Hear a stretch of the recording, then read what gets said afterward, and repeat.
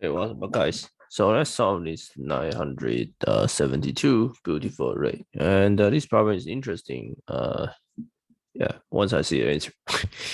So a number, array number less is beautiful if 1 to n permutation and there's no number that 2 times k, which is I plus j.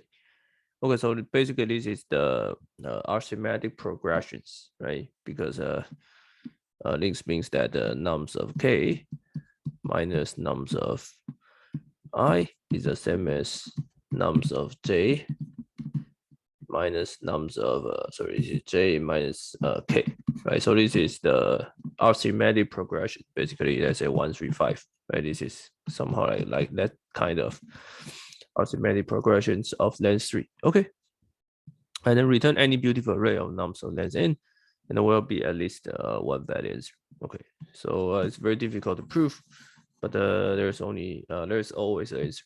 For example, n equals to 4, you can check what you can use 2, 1, 4, 3, and then you can check there's no arithmetic progression.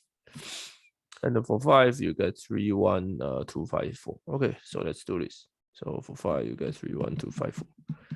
Okay, so let's see how to resolve this. Okay, so the idea that one can come up with, you use the somehow like a recursion. Okay, so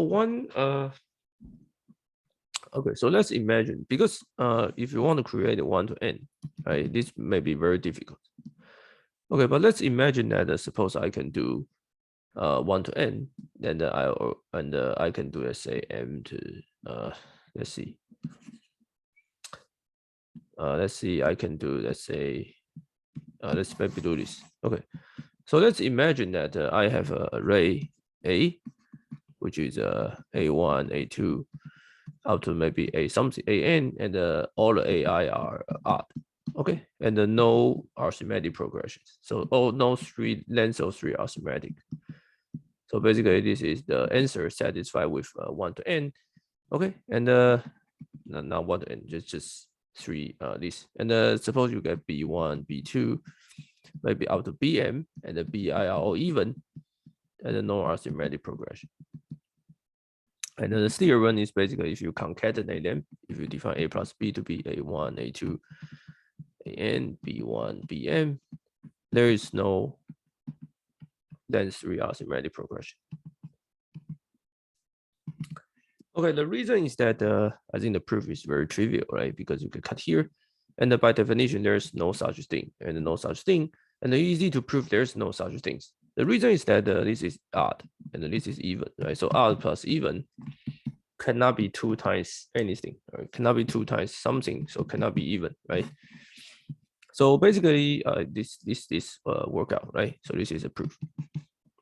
Okay, so once I have a proof, now it's very easy. For example, if n is 5, then I can separate this 5 into 1, 2, 3, and 4, 5, right? And I want to create a array basically contains all odd, right? So all odd. So I take 1, 3, 5, and then I get 2, 4, and I use n equals to 3 answer, right? So and n equals to 2 answer.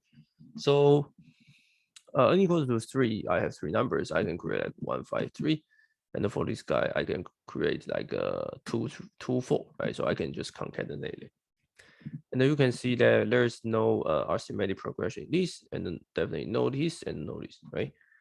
So this is the answer, right? So basically, let me just write down the code, okay? Okay, so right, the code is very easy, right? So you can define f of n. Maybe let's do this.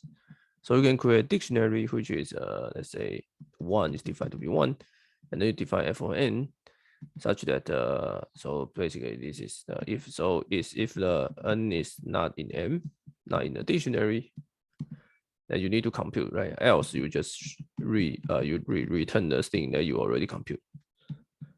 Okay, if n is not in M, then you can just separate into odd, right? So you can just define odd to be the f of, right, n plus 1 divided by 2, and the even to be f of n divided by 2. Then I need to concatenate it, right? But when I want to concatenate it, I need to map into odd or even, right? So for odd, I need to map into 2x minus plus 1, and then for even, maybe minus 1, and then into 2x.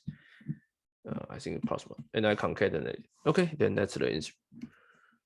Okay, so m to be 1, 1, and you define n. If n is not in m, and you define odd and even, and you can do the odd and even map, right? As I just said, right? So this theorem that I just proved, that the proof this is m of n must be the answer, right? You return m of n, else you return m of n, and then you return compute f of n, and return m of n. That's it. Okay.